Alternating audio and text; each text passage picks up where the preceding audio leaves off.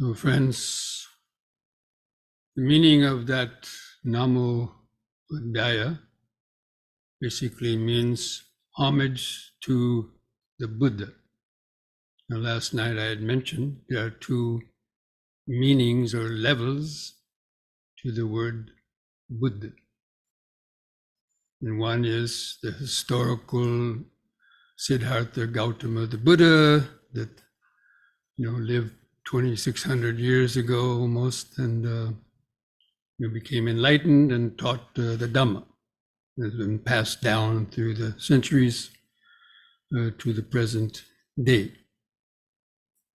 Now, as I mentioned, the Buddha is just a title, similar to like you call a doctor or a PhD.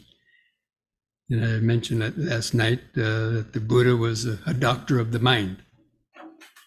But the word Buddha means being awake to the ultimate nature and reality of consciousness in the mind and awareness.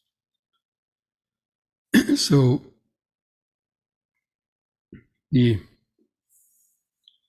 now most people know nothing about really, awareness or present moment awareness, because their mind is trapped in the web of conditioned ego consciousness, which is based on the past and the future.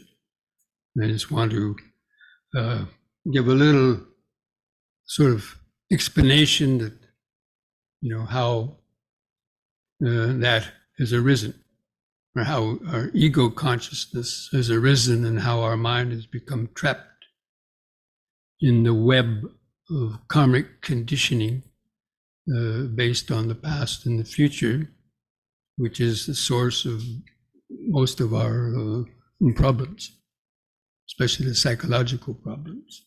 Anyway, so I want you to kind of bear with me a little bit and take a little kind of journey back into the womb, the time of conception. So the mother and father produce, one cell organism that then form a new little baby, the start of one.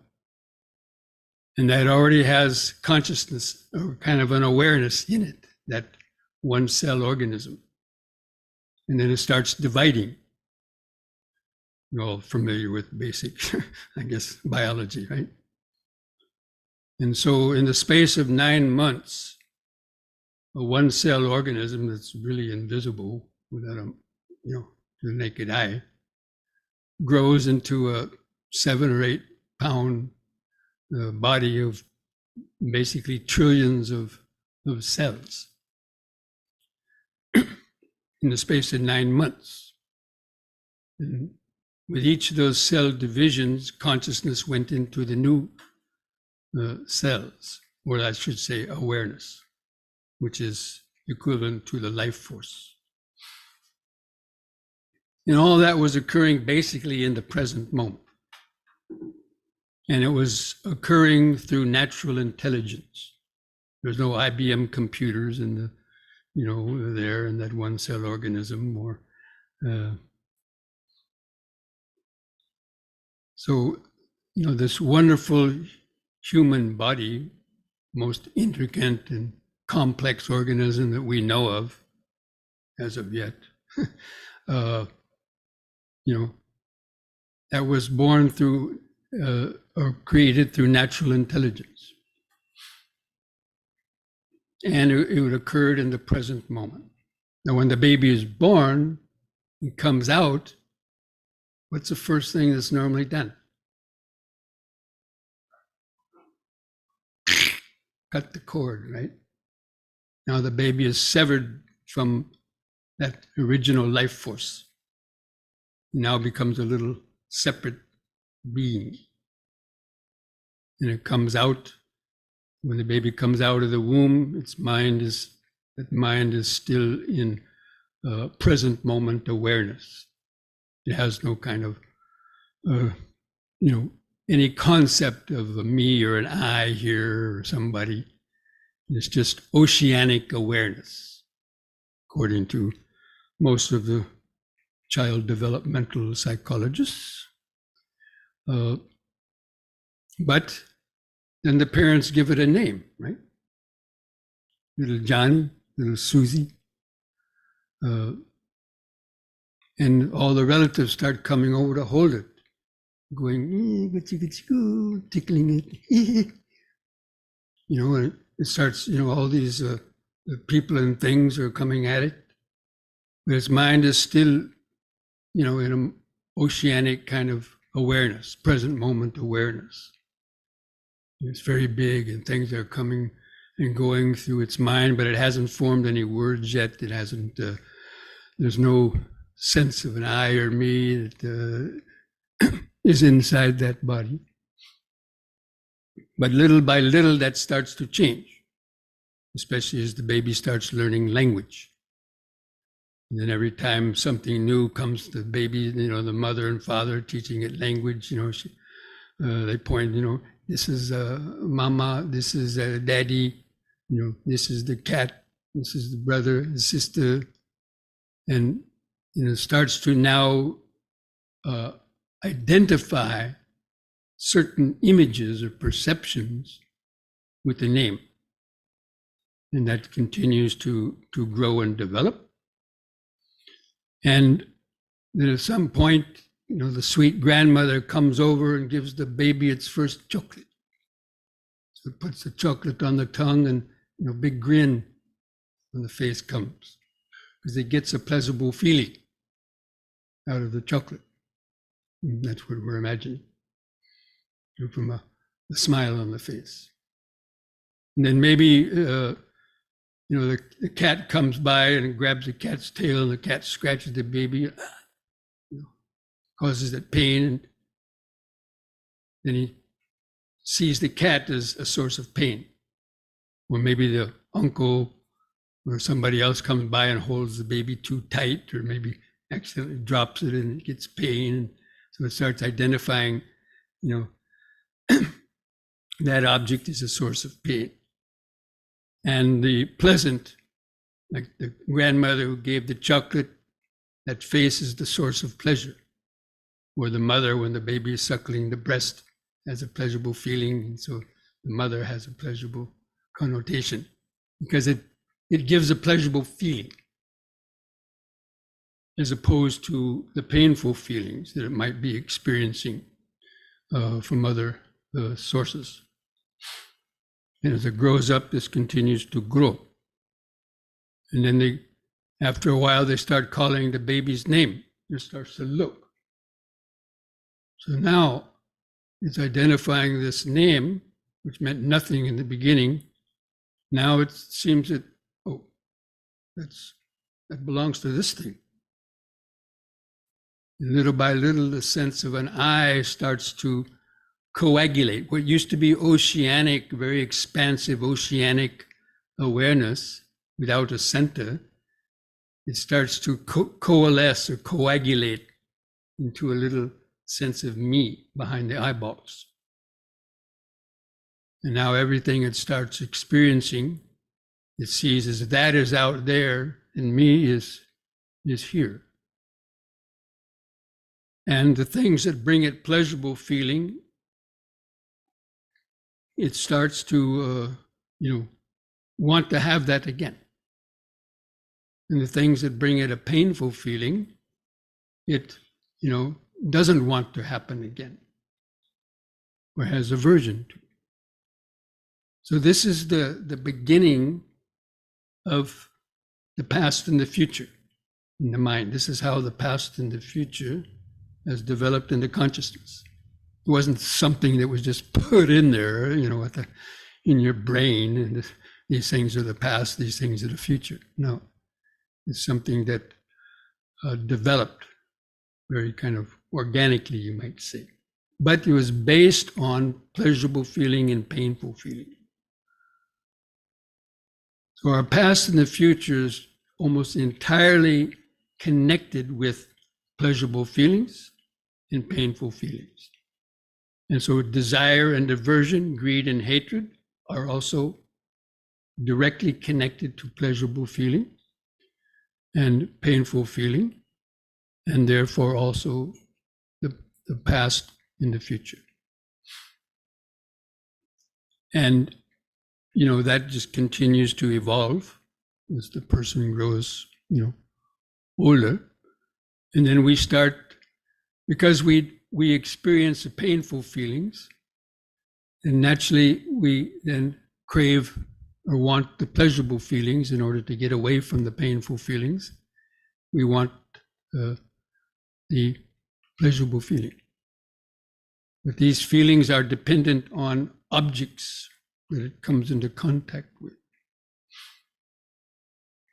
And so this is how desire and aversion, greed and hatred gradually evolve. And as the child grows older, and they experiencing more and more things, they have this desire for things that bring pleasurable feeling, get stronger, and the fear or aversion for things that bring it pain also get stronger. And these are like the two dualities, the two polarities. You can't have one without the other. There's no idea of the future without an idea of the past. There's no idea of pleasure without the experience of pain. And the more you identify with one, you increase the identity of the other one too. And this is a very subtle but very ingrained phenomena, what I call the pleasure-pain syndrome. They have some movies in the past called the China syndrome and something else. But this is the pleasure-pain syndrome. And it's something that very intimately affects every person down to the cellular level. But of course, no one hardly knows about how all this came about. But at some point, then as the child grows up, its attention now is focused in the outside world, starting to want things that bring it pleasure, and the fear and aversion to stay away from things that bring it pain. And so the mind gets drawn out of itself. And that initial intimate connection to the present moment, gets kind of disconnected. We lose that connection to the body. Because for 9 months in the womb, that's all the mind knew, were just the sensations in the body. And it was occurring in the present moment. But now when the baby is born, starts going out, the baby starts crawling around. Any of you mothers out there who have children, the baby starts crawling, it's called the terrible twos, right? Because they crawl around wanting to grab everything and, put it in their mouth to see if it's going to bring it a pleasurable or painful feeling. And so it gets been drawn out of itself. And it loses that natural connection to the present moment. And then start living for the future, and also going back to the past to remember pleasurable feelings you had in the past, but also remembering the painful feelings you had in the past. And then the present is dominated by that. Because in the present moment, we're consciously seeking for pleasurable feeling to avoid painful feeling. Like in a meditation, just in one of your meditations today. Did anybody notice that in your mind? I saw a lot of you moving around. What was the cause of that moving around? It wasn't pleasurable feeling, it was painful feeling. The pleasurable feeling, you'd sit rock still so you could feel more and more and more of it. With the painful feeling, you move to get away from it. So that's a very important insight, and to observe how the mind is caught in that. And then, so really the ultimate cause of suffering, you all know that the Four Noble Truths, the Buddha's teaching, Four Noble Truths. Everybody hear of that? So what is the second noble truth? The cause of suffering. So based upon that, what I just was explaining, what is the cause of suffering? It's the disconnection from the body. It means it's a disconnect from the present moment. Because the body and breathing equals the present moment in meditative, subjective experience. That's the only thing that's really in the present moment, is the body sitting and breathing, because all other concepts and ideas are connected with the past and the future. So anyway, and so we've been disconnected from the body and also from that natural intelligence. So, the body knew how to cure itself. All the different systems of the body were integrated: respiration, circulation, metabolism, immune system. And they were all talking to each other. Something happens, you stub your toe or something, and it sends signals to all other parts of the body. Hey, something has happened. The others say, yeah, send the fire department. Immune system comes over, and other systems kick in to help, whatever it is, you know what I mean, right? Any diseases or any kind of pain that arise. But nowadays, what do people have to? They have to go to the doc. Hey, doc, cure me of this or that. Because they've interfered with the natural processes they've interfered with that natural intelligence by living disconnected from the body. And so not really conscious of the needs of the body or the mind. And they become entrenched in the greed. That means wanting to consume things from the outside because of the pleasurable feeling. And then a lot of those things that we consume have their own harmful effects that then affect the body, the organs, and even the same thing with the painful feelings. To get away from the painful feelings, we might run away or do so many things that also injure and harm the body. And in turn, it also harms the mind. So this is a very important aspect of insight, of the Buddha's understanding about the mind. And what is really one of the main focuses of mindfulness and vipassana style of meditation. So now people, because of the people who've gotten whether lazy and they've gotten too much connected with always wanting comfort, and they've stopped they interfered with the natural processes of the body, and also become disconnected. So the mind is ahead of the body. The mind is a jump ahead of the body. It's in the future. And so it's not mindful of what it's doing. It's not mindful of the present moment. So it gets in accidents.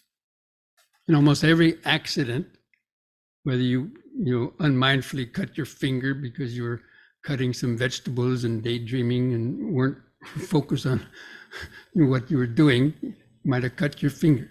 Or worse, driving a car, for example, daydreaming, where you get intoxicated, you're not able to focus clearly, wind up killing yourself, killing others, injuring. And if you really check up, almost every accident is due to not being centered in the present moment. It means not being mindful. Because even for 1 second, if the mind loses its mindfulness, it can cause a death. We all know that. So many things that happen. So, so another example of young, kids when they grow up, they get influenced by others, and maybe this very typical example is starting to use tobacco or drugs. Back in my day, it was just smoking cigarettes. You steal a cigarette from your parents' purse or something like that, or a house, or your friends come over and say, "Oh yeah, try this cigarette, man, it's cool." So you want to be part of the crowd, right? So they take a drag and then want to be a tough guy, and then all of a sudden you start getting addicted to it. And then after a while, the body starts. So what that's telling you. But yet, so then you go out to light up the next time, the body's trying to unconsciously tell you, don't do that, don't do that. But the mind says, shut up. Right? That's because we've been disconnected from the body and the present moment, and are just living off this craving for sensual pleasure, or to somehow mask the pain that we might be experiencing, whether it's physical pain or mental pain. Even because of, being lonely or so many other kind of mental states, people also take to consuming things, don't they? Just to try to get away from their mental pain as well as their physical pain. Now there's horrible epidemic of opioid overdoses. I mean, it's gone to the penultimate extreme of madness. So I don't want to belabor that subject, but basically, coming back to but that's really the cause of suffering, is the disconnect from the body. And I like to use a little expression because most people in this country have familiarity with Christian doctrine and the idea of Adam and Eve were kicked out of the Garden of Eden because, he ate the forbidden fruit. Well, you could use a similar analogy to, we've been disconnected from the body and are focused on getting our desires from outside rather than experiencing the natural, innate happiness of being grounded in the present moment. Because all problems are problems of the past and the future. I think I mentioned this before. Try to think of any problem that you have, whether it's present or one from the past, and see if it's not connected to the past or future in some way. Because when the mind is resting in the present moment, there's nothing to want and there's nothing to fear. And the mind is in a state of contentment. Just enjoying the natural, pleasant feelings that come from the mind being grounded in itself. So, and the Buddha saw that whole predicament. And he questioned, how did that arise? And he just didn't want to listen to others and others saying, giving him all kind of different ideas and so on. He didn't, telling him, just, absorb your mind in white light and forget about all these other issues and so on. We learn meditation from other yogis who claim to be enlightened or not, who taught them just to get absorbed into formless jhanas and so on. And he could do that. He could get out of the body, get into the present moment in some like a hypnotic state. But then when he came out of it, his mind came back to normal functioning, and you realize, oh, it hasn't changed too much. So he wanted to find a different way. And that's how he developed his, method of mindfulness and the 4 foundations of mindfulness, which is basically a way to how to come back to our original mind, or at least how to come back to the present moment. Now, we don't want to bring our mind back to the state of a baby. That's not true. Some people think that, oh, we should just become like a baby. No, because a baby doesn't really have any mundane wisdom. It's got to learn as it grows up what causes it pain and what brings it pleasure, but not to be trapped or become addicted to any of those kind of external things. So, as I mentioned, the mind is always a step ahead of itself, because it's focused on a destination.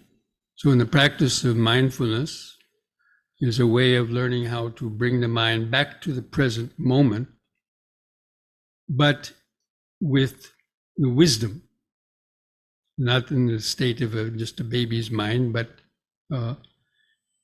having our fully developed senses and being centered and grounded with the mind in the middle. So developing the middle path. So the teachings of the Buddha is actually called the middle path. How many have heard that? So the Noble Eightfold Path is called the middle path.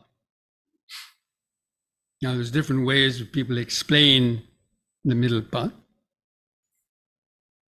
It's avoiding the 2 extremes of sensual pleasure, being addicted to sensual pleasure, on the one hand, and the other hand, denying yourself of any type of pleasure, which was a belief in the ancient days. If you denied the body any shred of any kind of pleasure, you could somehow liberate the consciousness and attain freedom.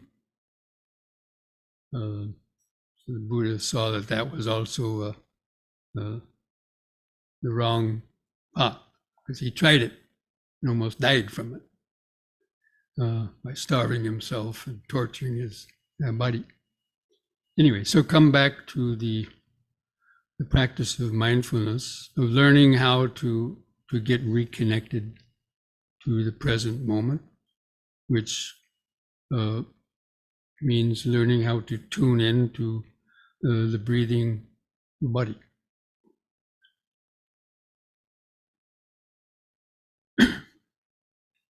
And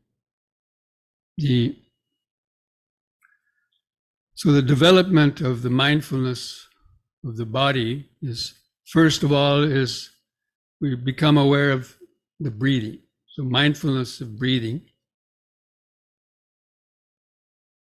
because we take the air coming from the outside, and it touches the outside of the body, like surface of the body at the nostrils, where the air comes in and the lungs expand and contract, which is causing the clothing to rub on the skin, or even if you were naked, you would still feel the expanding and contracting in different ways. But when we're normally meditating, that feeling of the clothing expanding and contracting, causing subtle friction on the skin, produces those sensations which are occurring in the present moment.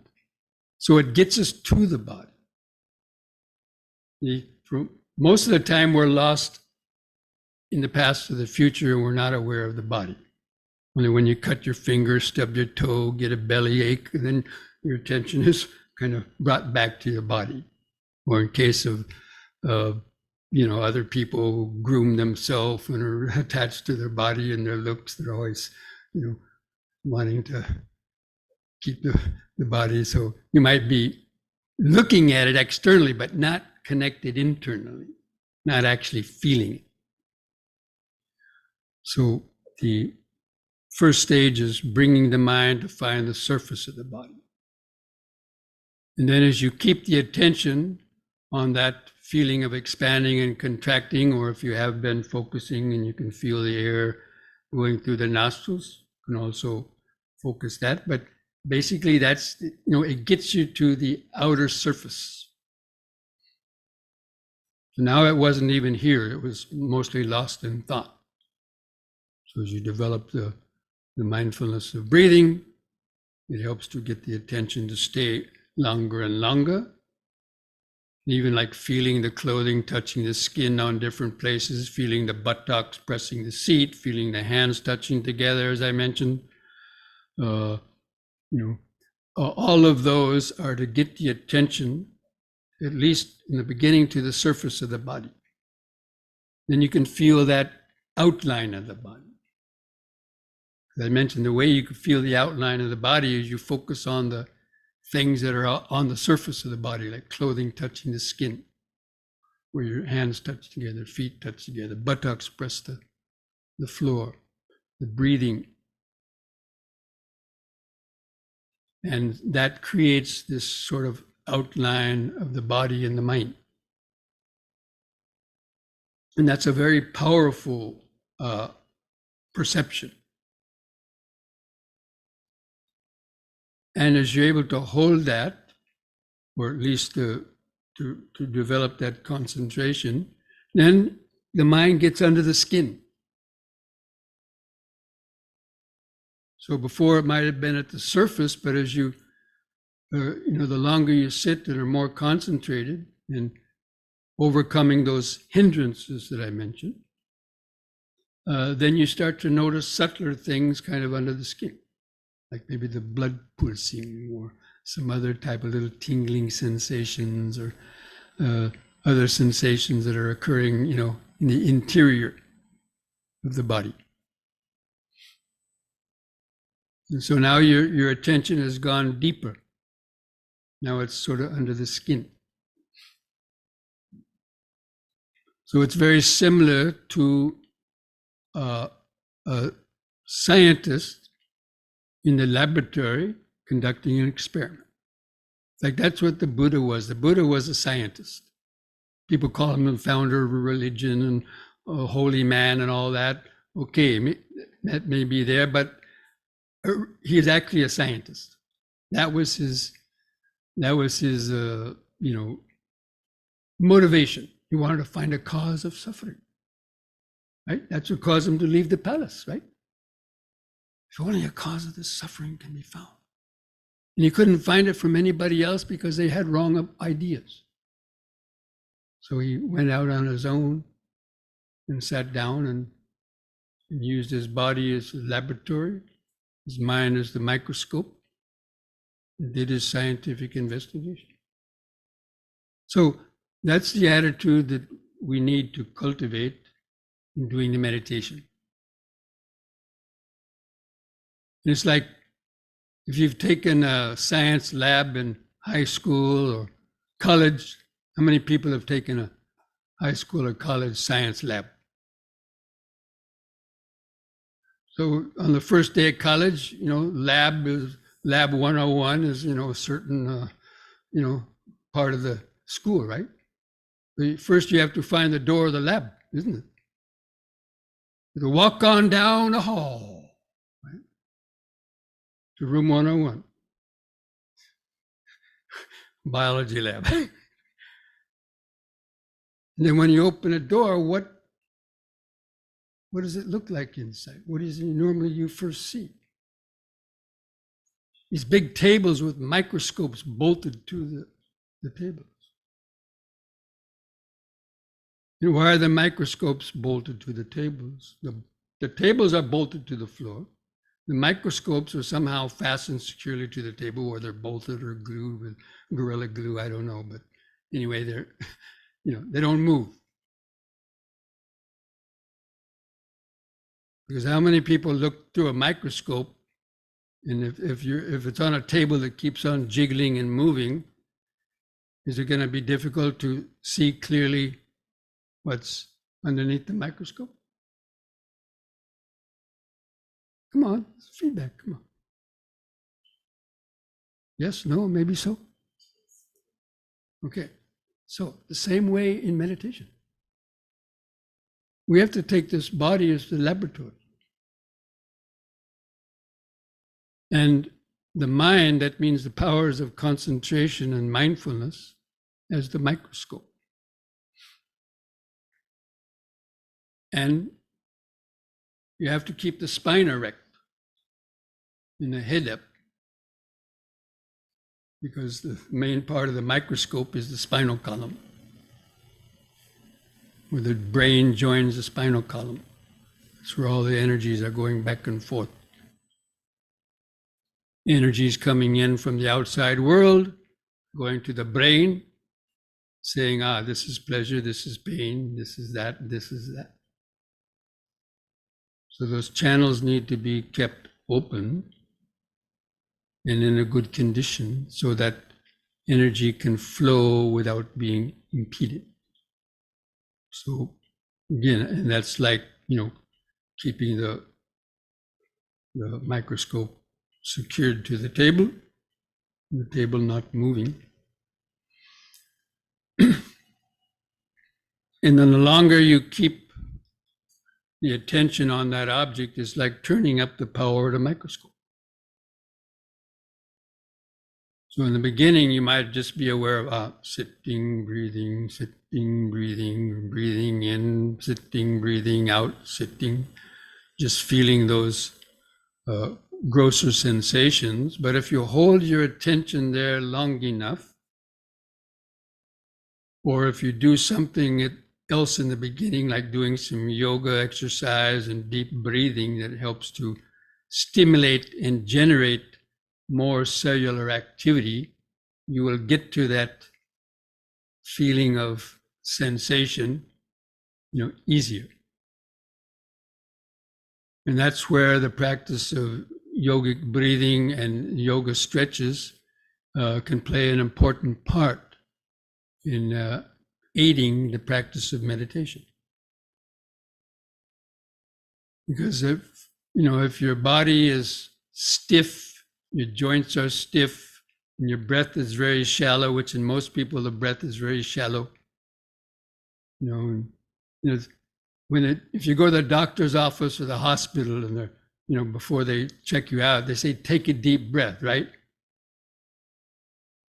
And most people, they go, hold the breath. But when they ask me that, I go,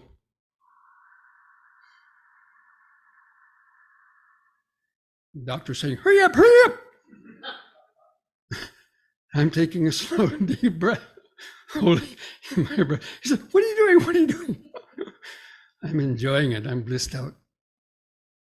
He doesn't understand that. Anyway, so learning how to take deeper breaths, because all these billions of cells live on oxygen. And any doctor will tell you that we only breathe 1/10 of the lung capacity during normal breathing. Now, right there tells you something. Because this body was made as a perfect organism, let's say. God or nature didn't waste anything. So the lungs were made a certain size. For what reason? Anybody have an idea? It's proportionate to the size of the organism. So baby's lungs are in proportion to the size of its body to supply. As it grows older and older and the body gets bigger, the lungs get bigger with it because of the supply of oxygen. That's all. And the other nutriments that come in with the breathing, nitrogen and other sort of things, but mainly oxygen. So it stands to reason, if you're only breathing a small percentage of your lung capacity, it's going to interfere with the optimal workings of all the cells of the body and their ability to interconnect and communicate with each other. I mean, this is just basically pretty much pure logic. Do people ever think about that? Even doctors, do they think about that? They might, but we can't tell the people. That would be too hard. So anyway, I'm just saying this to kind of hopefully, prove a point, or so that when you develop the ability to breathe deeper and slower, then the cells of the body get charged up, and that means they're vibrating more, and they're more alive. And also, if you're doing stretching and you're flexible, that life force can penetrate the most remotest cracks and crevices of all the joints and cells in the body. It's like water going through, trying to get through a dam or something. They can't freely penetrate. It gets sort of blocked and dammed up, and that's a source of pain, because then you get inflammation, because the energy is not flowing. On two fronts. One is that the muscle tissue is compacted and dense, and the joints are stiff, so it impedes that circulation. But on the same hand, your lungs, your blood is just half charged up with oxygen due to faulty or shallow breathing. So you got two strikes against you, so to speak, in that sense. So when you're doing like yoga and breathing, you're kind of getting a double whammy effect. It means as you're doing a stretch, you're breathing in. So as the muscles get stretched and the joints get stretched a bit, you got that oxygenated blood at the same time that's getting in there. And so therefore, everything gets oiled up much better and, charged up. It's like charging a battery. Our body is not different than a battery. So, if you let your batteries go and don't charge them up, what happens? Lights go out, or, eventually death. Or let's just at least things don't work very well. Lights get dim. Also with our brain. Our brain uses lots of oxygen. And breathing and our thoughts are related. That the quicker you breathe, the more thoughts are occurring in the mind, the more agitated the mind gets.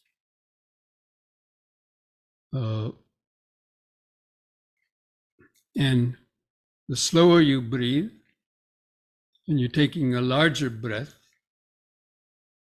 so in one breath, the body gets enough for itself, whereas before you might have had to breathe 4 or 5 or 6 or more times to get that much oxygen.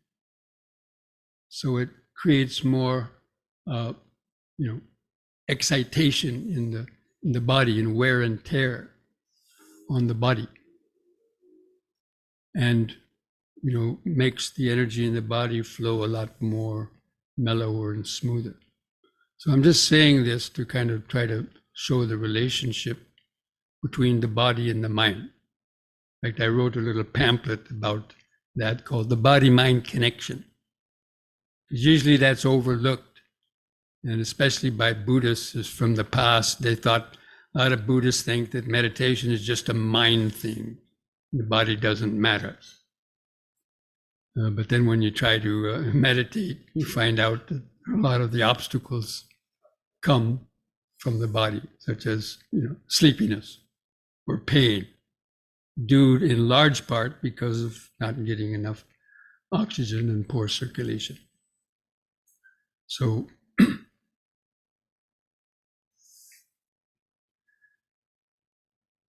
So, coming back to the, that becoming connected to the body and using the breathing in the body in that way, it helps on two fronts.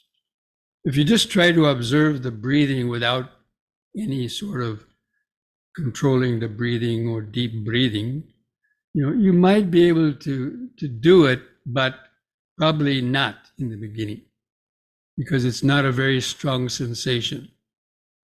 Especially if you try to feel the light touch of air at the tip of the nostrils, which is a popular meditation technique. That's good for people who are already quite advanced, but for a beginner, it's not strong enough to hold your attention because of the pains and the force of your other thoughts and worries that will come over the mind.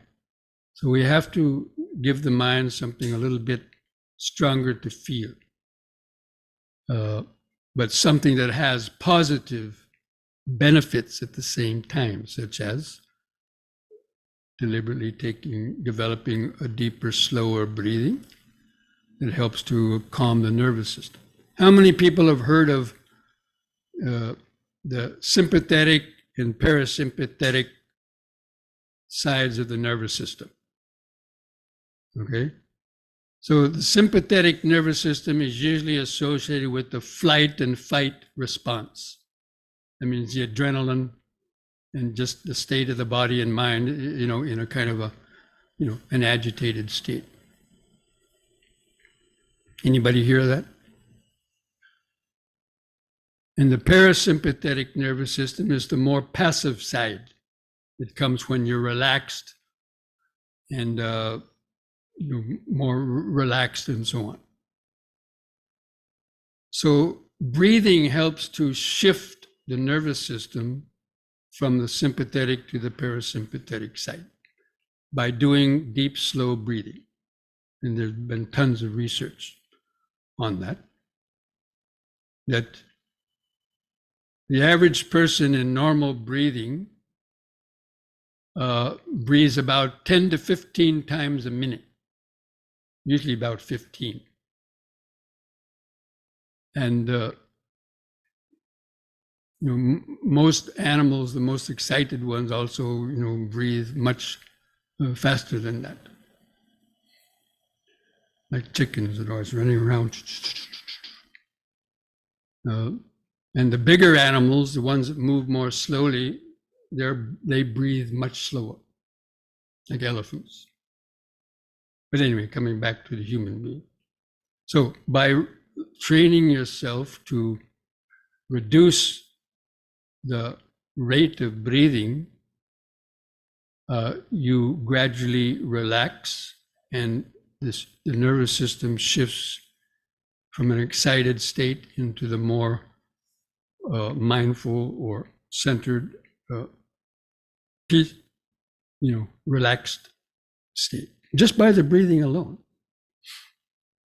And that's why the yogis have developed, if anybody's familiar with the yogic eightfold path, the breathing, asana and pranayama, or learning how to do deep, slow breathing, is a prerequisite for meditation, because it puts you into that parasympathetic side of the nervous system and basically put you at the threshold of meditation or meditation itself, just by doing that regulated breathing. And that's why I keep repeating that over and over, and advising people to start at least the meditation by doing that. And that's why we do the yoga exercise at the beginning, because we're doing it quite slowly, as you've noticed probably. We're taking 2 or 3 or 4 seconds to go into one exercise on an in-breath, like raising the arms over the head, holding it for a couple of seconds. That's already like 6 seconds for an in-breath and holding the breath, and 6 seconds to come back down, or even just 4 seconds. Let's just say 4 seconds. So in one breath or one round, that's already 10 seconds. 4 seconds for the breathing, a pause, 1 second pause in and out. So that is reducing your breathing. Crunch some numbers. Don't let me tell you, crunch some numbers. If you take one breath in 10 seconds, how many is that per minute? 6. So just doing that, you've already halved your breathing ratio from, let's say, 10 or 15 a minute down to 6. And it can even be done even much slower than that, but that's a good starting point. And that's why I have you do it in that way. Now, it takes time to do that because our respiration system and so on is conditioned like everything else. So you can't just immediately do that, but it's a gradual training of learning how to regulate your breathing. Now, the problems with most of the Buddhist teachers, they always say, don't regulate the breathing, don't control the breathing. It's some kind of a sin to control your breathing. Because they have this idea it's just something you do with the mind. And they're not aware of this very intimate symbiotic relationship between the body and the mind. So you sit down without doing any of that pre-conditioning, let's say, and then that's why so quickly you might go to sleep or very quickly have more pain. But by doing the exercises and the breathing, I guess I don't want to put words in your mouth, but how many people found that helpful? Let's say in the morning or last night before you meditate. So there must be a reason for that, right? I mean, nothing happens without a cause. So anyway, this is just how that you yourself can try to understand how these things are mutually dependent on one each other, or how they help to aid the process of meditation. Because meditation's difficult already, but we make it more difficult by not following the laws of nature. That means we've been disconnected from the laws of nature by becoming disconnected from the body. And so anyway, that's why the Buddha had us practicing the mindfulness of breathing, although he didn't specifically mention deep, slow breathing, but that's what I picked up from the yoga, and I found that to be the most helpful aid to meditation that I learned when I went to India. So coming back to the process of the mindfulness, so using the breathing to get us grounded and centered in the body, especially that deep, slow breathing, where it really helps you to feel, when you feel the expanding and contracting here, that kind of puts you in touch and helps you to more easily feel the kind of the outline of the body. And then at some point you let go of that, like what I mentioned. Try to count your breaths from 1 to 10. Now, how many could follow the counting from 1 to 10 when I was guiding it the first time? Or at least weren't lost in your thoughts so long, because every time you heard my voice, you probably said, oh yeah, come back. Right? But then when I had you do it without my guiding it, and I asked you to do it by yourself, how many found it a little bit more difficult? Okay, so you have to train yourself. You have to do the counting for yourself.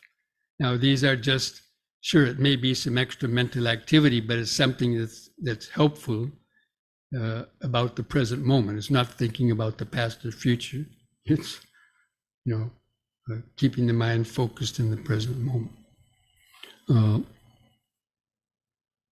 Until you're able to stay that way without so much strong effort. And as you keep the attention, just feeling those, the outline of the body, again, you'll start feeling the subtle sensations under the skin. How many people thought they felt something they could consider a subtle sensation today? There's so many of them. They're infinite in numbers. So many. Some of them are unpleasant sensations, and some of them are pleasant sensations. There's a lot of pleasant sensations in the body once the mind gets relaxed and starts to feel the subtler ones. The gross sensations are usually the painful ones, but the subtler sensations are almost always pleasant. And that's why in the Buddha's description of concentration, when he talks about the first and second jhana, he talks about piti and sukha being extreme bliss and happiness connected with the concentration. That means the mind that has been grounded in the present moment and has overcome those hindrances. Anyway, so, the theoretical side of it is not that hard to understand, but it's actually, putting it into practice. And especially with the hindrances, because they're so ingrained in us in almost the whole life. We've been adding to the momentum of those hindrances through our lazy habits or other, things that disturb the nervous system and cause their own kind of problems, right? And even our thoughts, thoughts of anger and worry and, thinking about others and resentments, all this also blocks the flow of energy. So that's the importance in learning how to let go of those kind of negative thoughts, especially of greed, lustful thoughts, desire, and aversion, because those create the conditions for triggering other physiological phenomenon in the body and causing, too much thinking makes you sleepy too. You fall asleep because you think too much, because it drains the oxygen. So as you breathe in, you're doing deep, slow breathing, and you try to deliberately kind of, keep the mind in the present moment, letting go of thoughts, then the brain is not overworking in terms of its fantasizing and thoughts and agitations. All that helps to deepen that tranquility and to keep the mind kind of going deeper, coming into more and more the present moment. But the key factors are keeping the spine straight, because that's the key. Some people say they can meditate sitting like this, but it's a very shallow and very superficial form of meditation, I'm sure. Or maybe only the most advanced yogis might be able to do that. But for the average person, in fact, again, I don't want to put words in your mouth. How many people noticed it in your own meditation? If you found yourself sitting like this and then just straightening up a bit, how many people noticed a change in their consciousness? Okay, again, that's proof. Proof's in the pudding. Don't take it just because I said it, right? But you see that for yourself. So therefore you see the need to sit straighter. So if your neck muscles aren't strong enough, your spine is not strong enough, do the exercise to make them stronger. And so that's why, we're yoga practice and other things that help that benefit. A yoga practice is different than normal physical exercise. People say, I go to the gym and I pump iron and I, can lift so much weight and, bench press so much and run a 4-minute mile or whatever. Yeah, that's not going to help you in meditation. Absolutely not. It won't help you in meditation. Because that's exercising some other things that may be useful for other things, but not necessarily so much in meditation. And maybe a little bit, but the thing that's going to help you in meditation is doing stretching to get especially the spinal column, and the kind of exercises that strengthen the muscles of the back that helps you to sit straight, and also the neck, and to keep the joints of the hips and the knees loose and flexible so the blood can flow through there and minimize pain. But again, all of that takes time. And, even in a short weekend retreat, probably you're not going to make a whole lot of progress in doing that, but maybe. Each person is different. So anyway, I'm just, I always repeat these things because people tend to forget. And so to keep that in mind when you're meditating. And if you catch yourself thinking about other things, think about this. In other words, the mind is habituated, addicted to thinking, but usually it's mundane thinking. Thinking again about desires, aversions, worries, and fears, and those just excite the mind. So think about the Dhamma. That's why actually thinking about the Dhamma is a very second step of the Eightfold Path, right thought.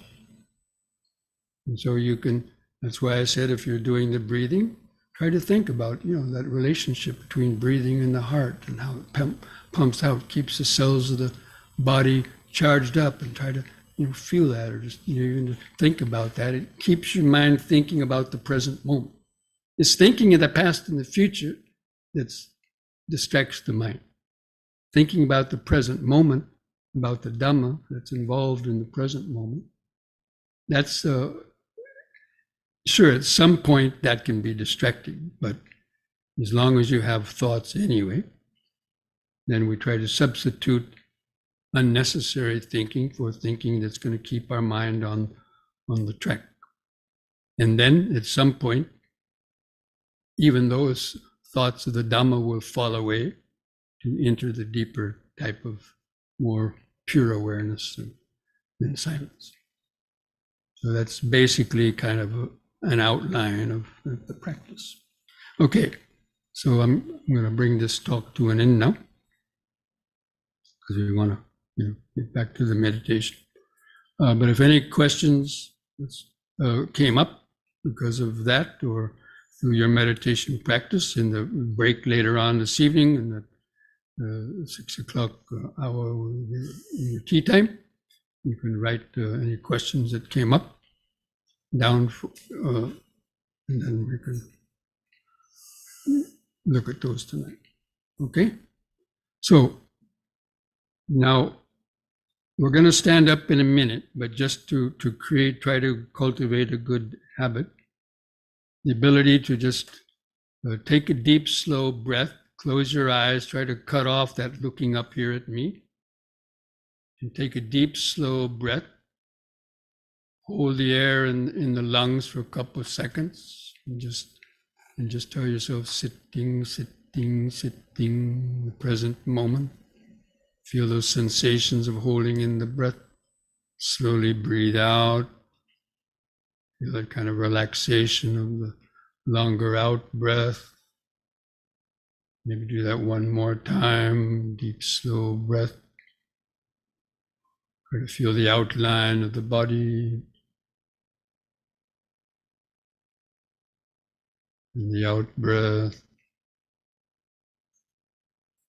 The end of the out breath. Remember sitting, sitting. Okay.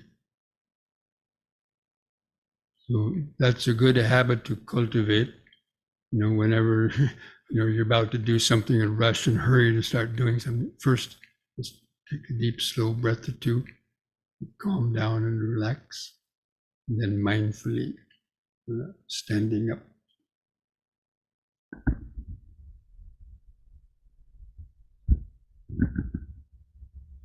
How many people are feeling a little warm in this room?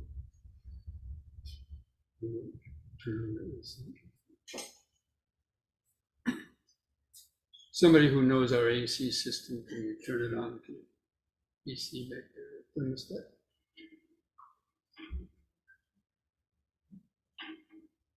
Understand?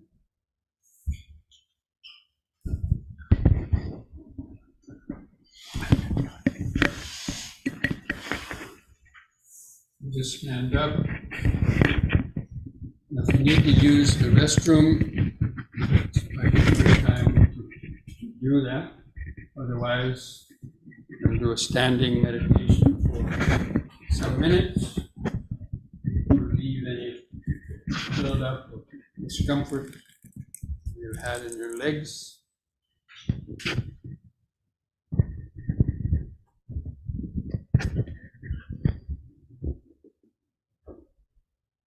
Stand straight, relax your arms at the sides.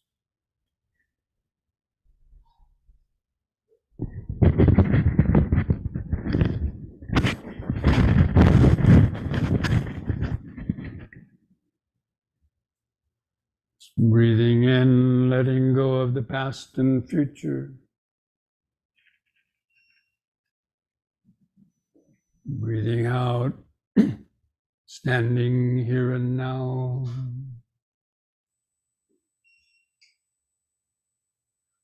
Breathing in, letting go of the past and future.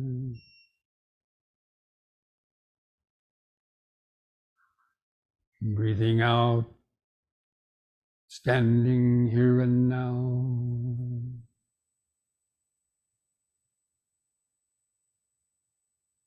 Breathing in, feeling the whole body.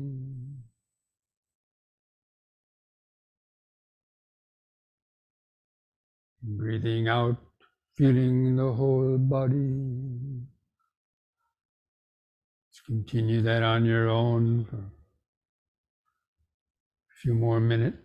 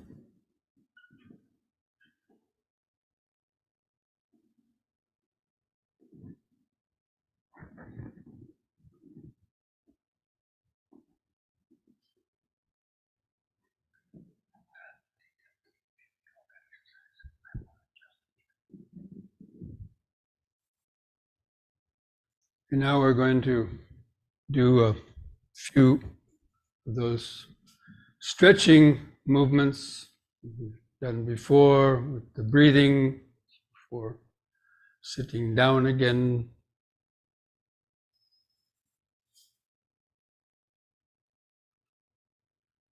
The key point in doing this exercises like this is try to coordinate the breathing with the movement.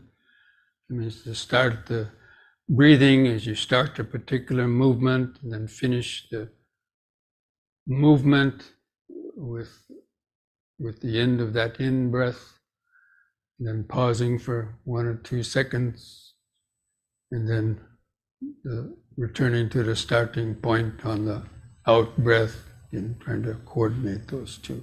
That's what's called rhythmic breathing and rhythmic movements. You're doing it in that way.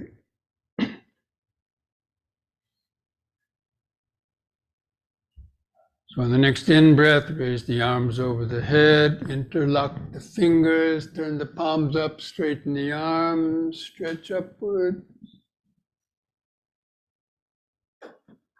Out breath, lower, touch the top of the head.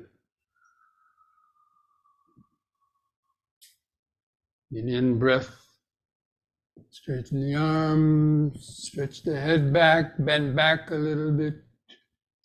Stretch upwards, backward. Out breath, touch the top of the head.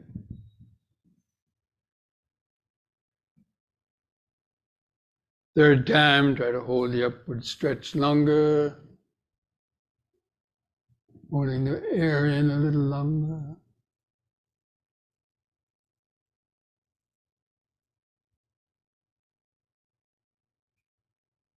And release the fingers, the out breath, arms back to the sides. Close the eyes. Feel the increased sensations in your hands and arms due to the flow of oxygenated blood and life force up and down the arms.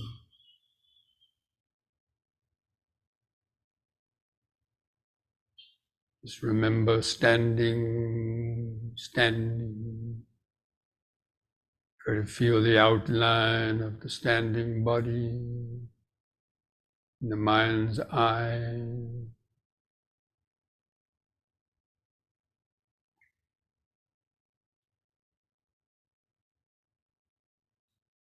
Feel the clothing touching the skin, other little sensations, pulsation.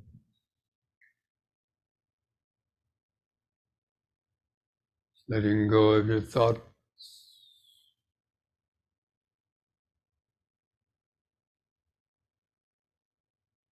On the next in-breath, lifting up on the toes while raising the arms over the head in this way, facing the hands toward each other and stretch.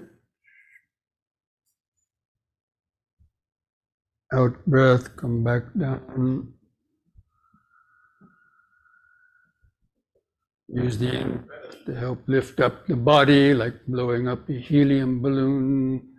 The body rises up. Stretch. Out.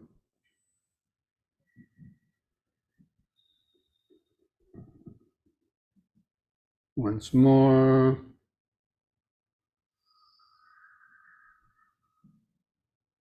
And hold the upward stretch a little longer.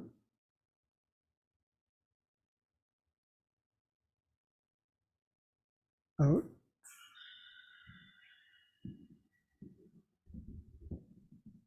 Just relax.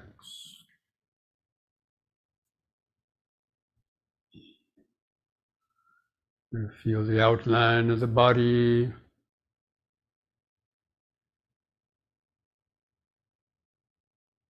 Head on top, arms at the sides, clothing touching the skin, feet pressing the floor.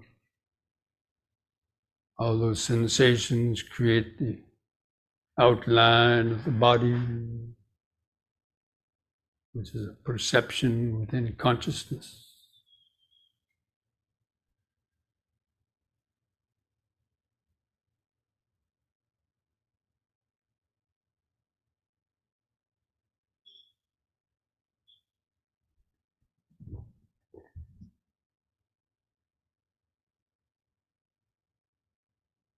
Focused awareness becomes like a video camera.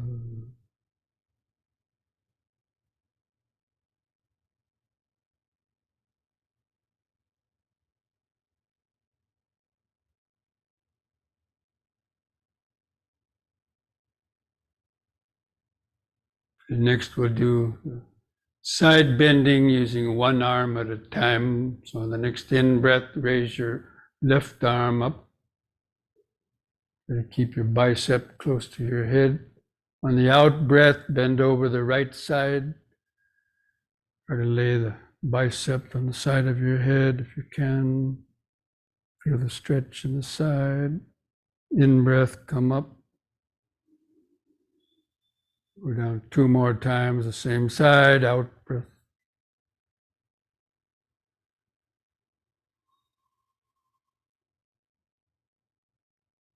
In.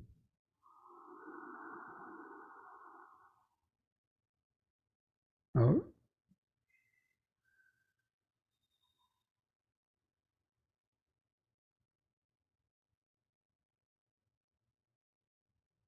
In. In the out-breath, lower that arm.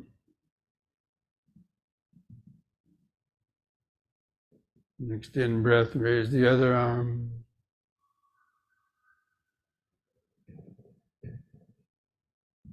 Out-breath to the left.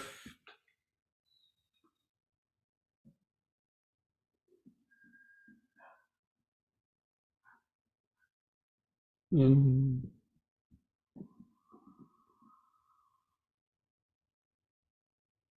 Out.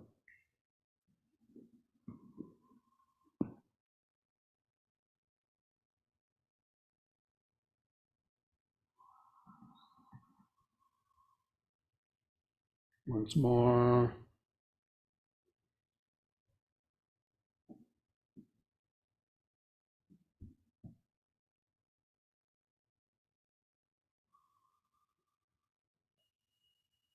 Out breath.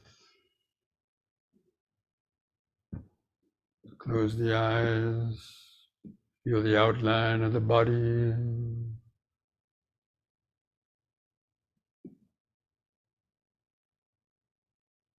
Just remember standing,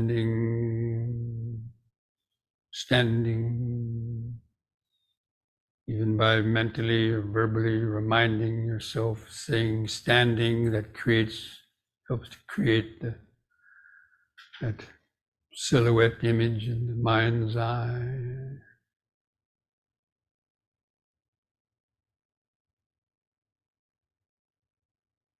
Helps to keep the mind focused.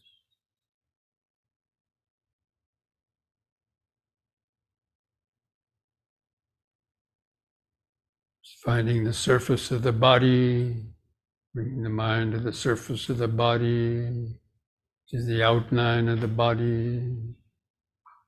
You keep feeling the outline of the body, you'll start to notice subtler pulsations, sensations under the skin.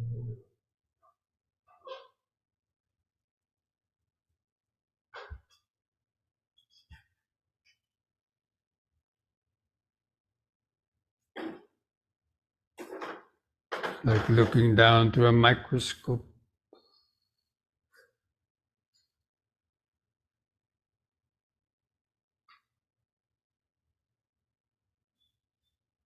Especially the sensations on your face, lots of sensations on your face, eyes. the hand.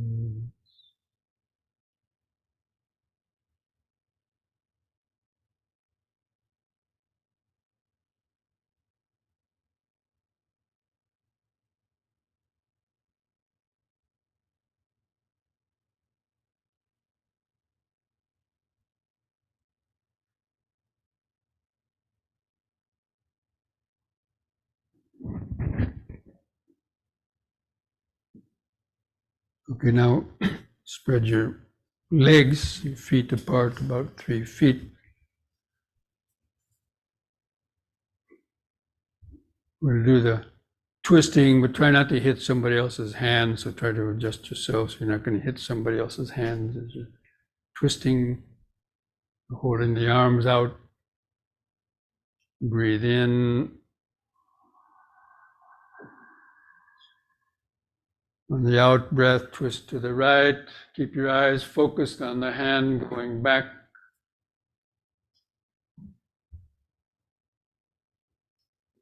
In breath, come back to the front. Let your feet turn with the body and then go to the other side with the next out breath.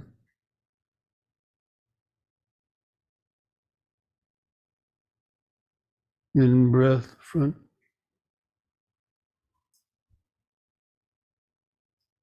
And to the right, out breath.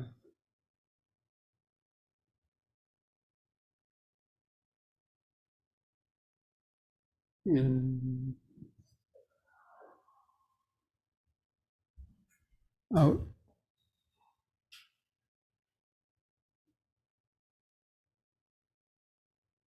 In. Once more to each side.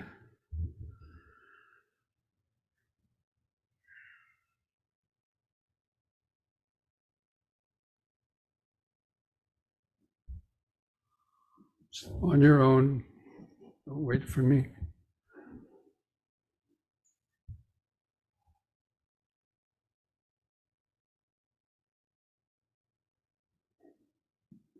In breath, front. Lower the arms, close the eyes. Feel each foot pressing the floor.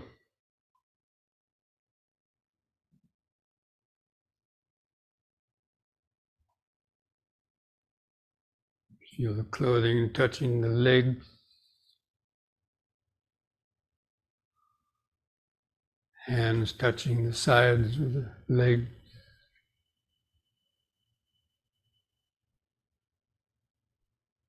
Feel the clothing touching the stomach and chest, arms.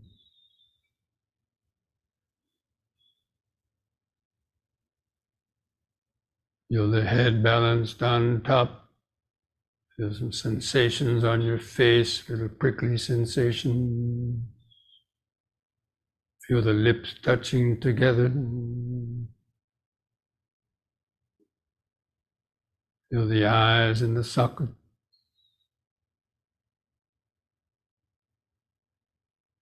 It's this body exactly as it is. Present moment, body-centered awareness.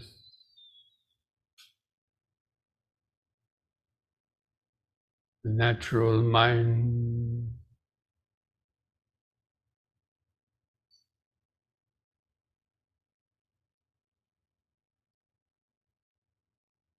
Feel those subtle organic life force vibrations.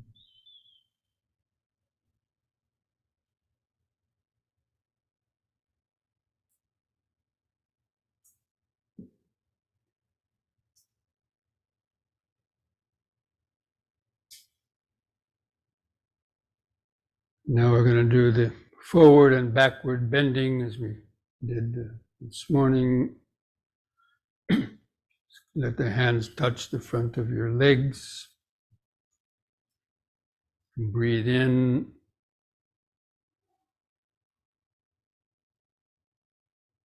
On the out breath, bend forward. Let the hands come down to the kneecaps. Keep the legs straight, the arms straight.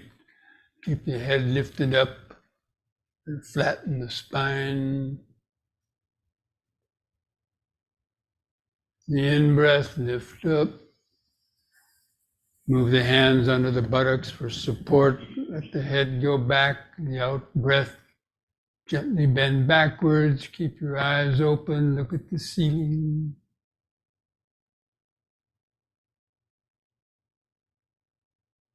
In-breath, carefully lift up. Be aware of any shaking.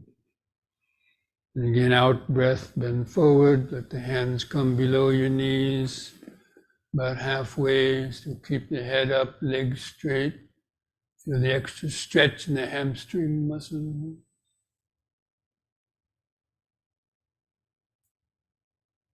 In breath up. Again, the back bend, just be careful.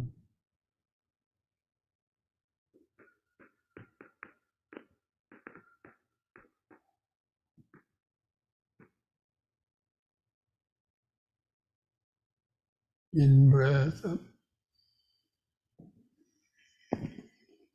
And the third time, let your hands come down as far as you can towards your ankles or feet, and hold on. With your hands there, hold that longer. Feel the extra stretch in the hamstring muscles. Let the little bones in the lower spine stretch out. Just feel the whole body.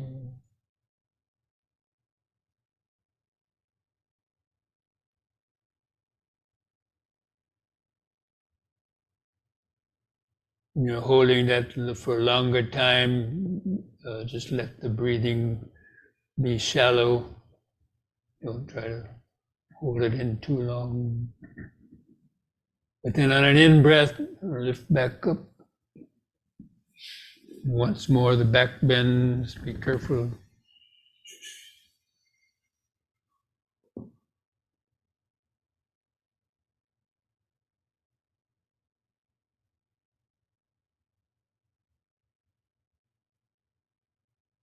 In-breath, lift up. The out-breath, relax the shoulders and arms. Feel each foot pressing the floor. Don't let the mind rush to the future. The body is always right here, just beneath your nose, 100 or more pounds of flesh and bones, billions of cells vibrating. There's no need to think about past or future.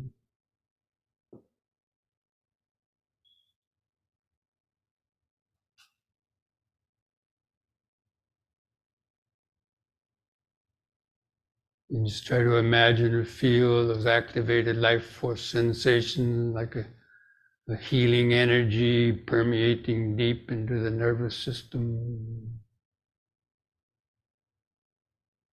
Soothing, healing energy. Just allowing the awareness to rest in the present moment.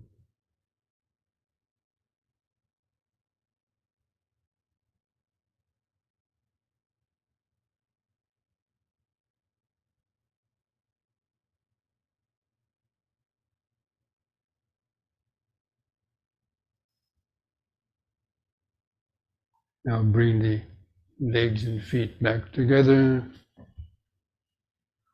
And just stand straight.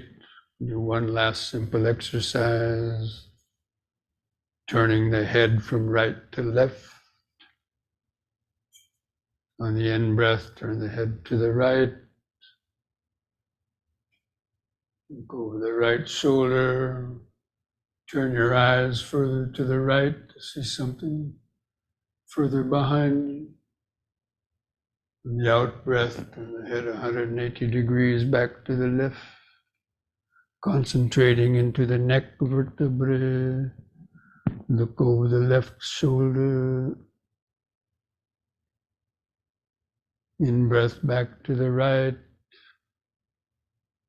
Try to imagine the neck vertebrae being oiled with oxygenated blood as you're turning the head back and forth. Out breath left.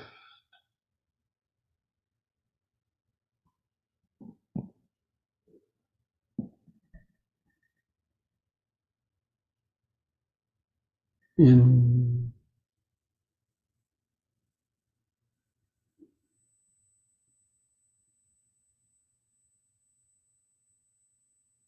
Out.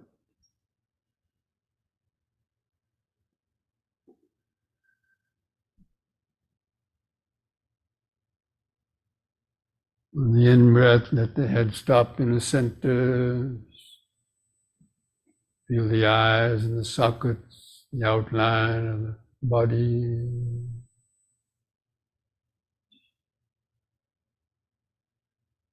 Just feel or imagine this organic life force vibration,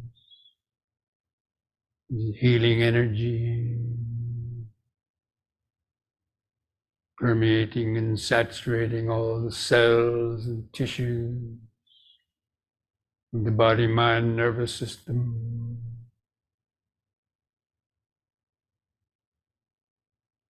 Feel those pleasant sensations.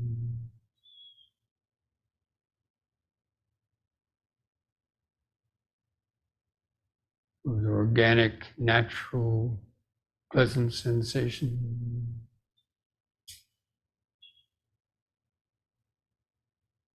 Not coming from the outside, welling up from the inside.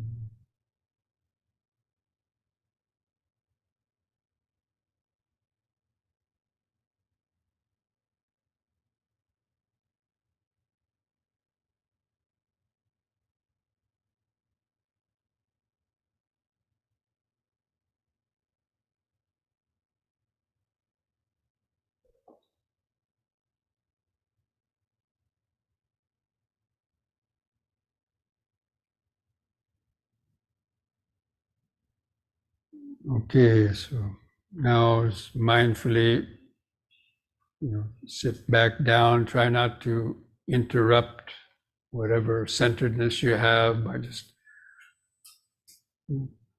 arranging your body back on the cushion mindfully, slowly.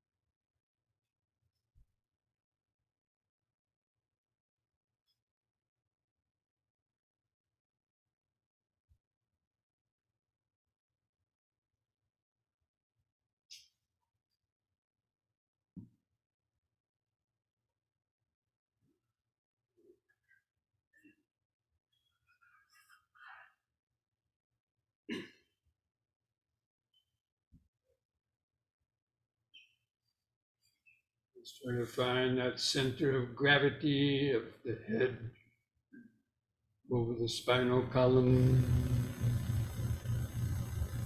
Center of gravity being that point where the body could either tip forward or tip backward.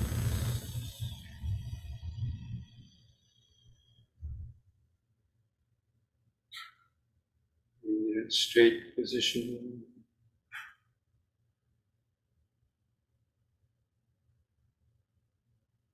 With the eyes in the socket, turn on the internal video camera of awareness. Feel the outline of the body.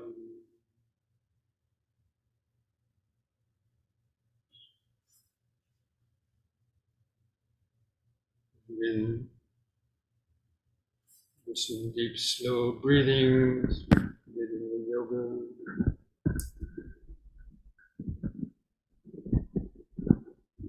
Holding the air in the lungs 2 or 3 seconds.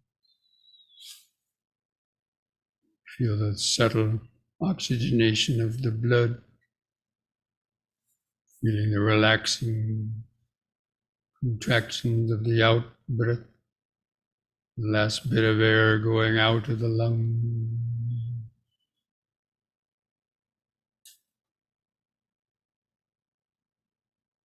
Breathing in, letting go of the past and future.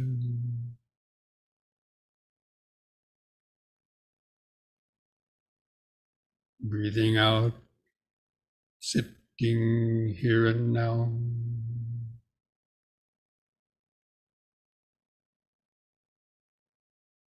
Breathing in, letting go of the past and future.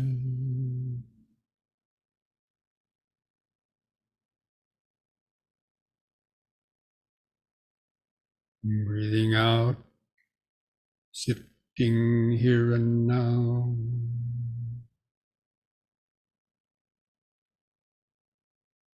Breathing in, feeling the whole body.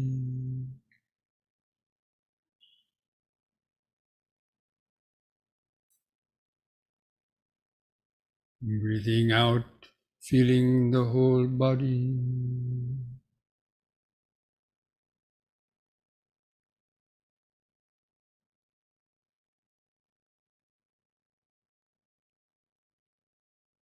Now on your own, try to count your breaths from 1 to 10 again.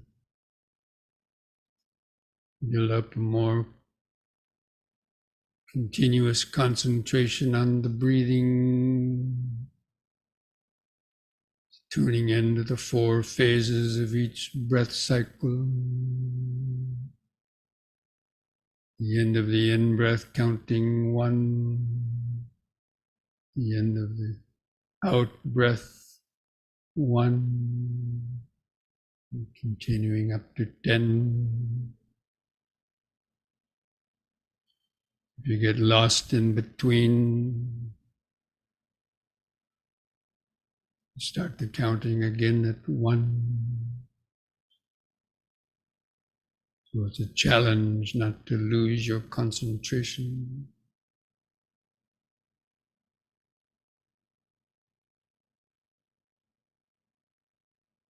As you pay attention to the pauses between the breaths. Pause after the in-breath connects you to the starting of the out-breath. Pause after the out-breath connects you to the starting of the next in-breath. Try to observe that.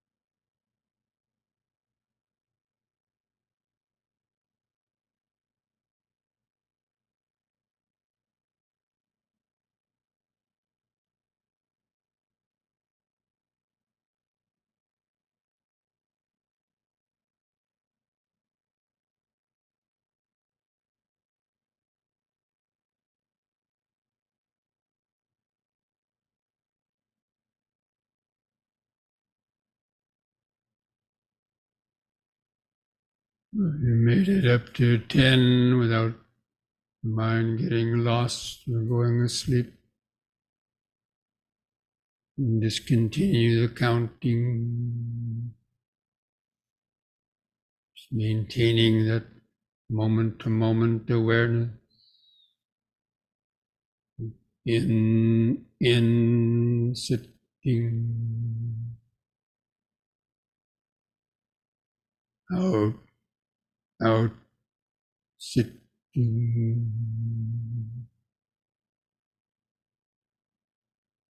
Just feeling that breathing process in the middle of the larger body.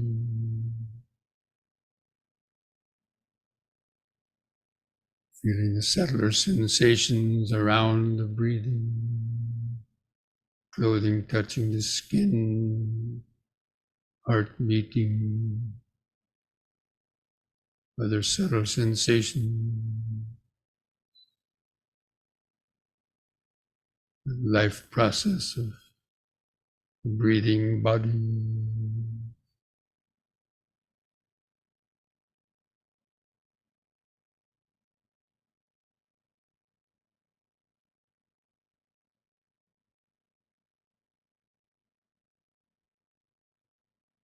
At the same time, being alert for thoughts trying to sneak up into the mind,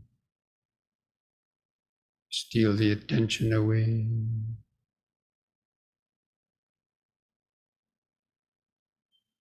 Be aware of any urges to move.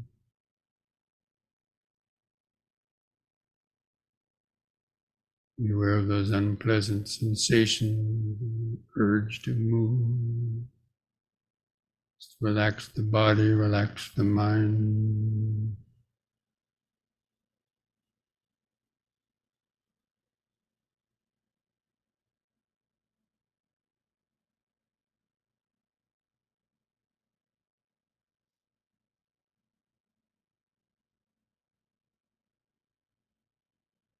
Let those gentle undulating sensations of expanding and contracting relax the whole body, mind, nervous system more and more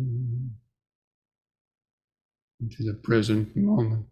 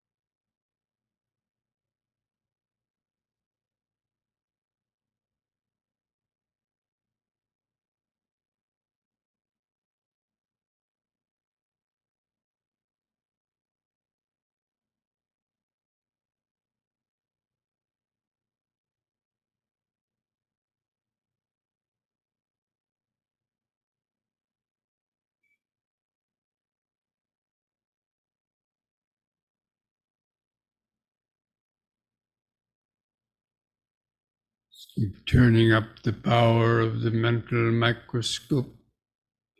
Notice subtler, finer, detailed sensation in the breathing body.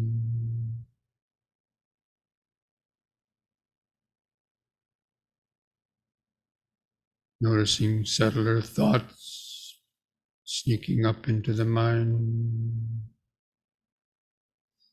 Letting those thoughts come and go in the back of the mind. Keeping the breathing body process in the front of the awareness. Breath by breath. Moment by moment.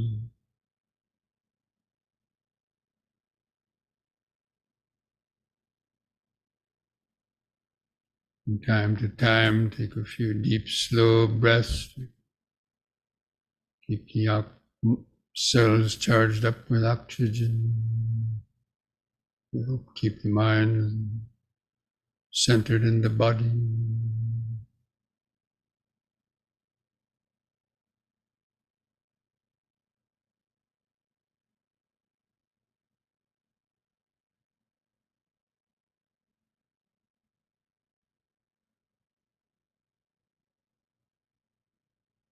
Just try to notice the subtler and subtler sensation. This pleasant, subtle sensation.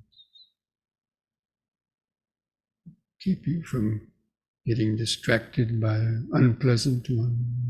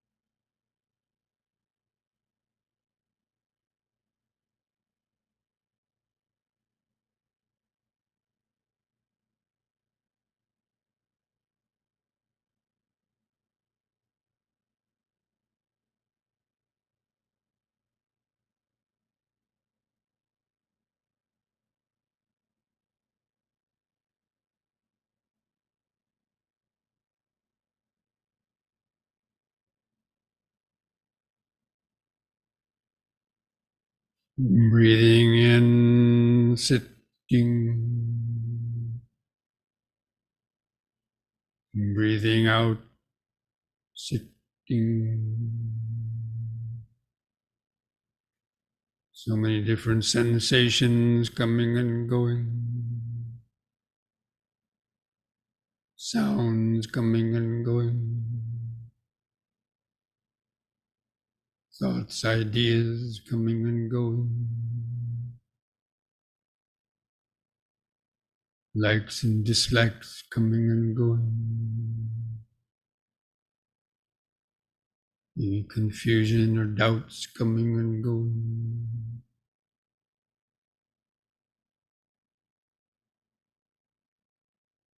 Insights, inspiration coming and going. Thoughts of I, me, or mine coming and going. We're all just coming and going through that space of breathing body awareness.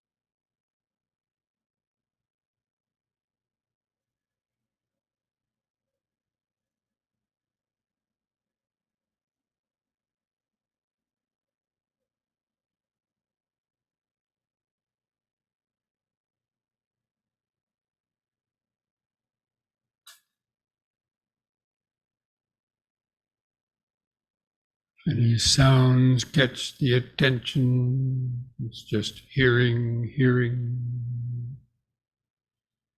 The sound vibrations floating through space of body breathing awareness. They arise, they vanish.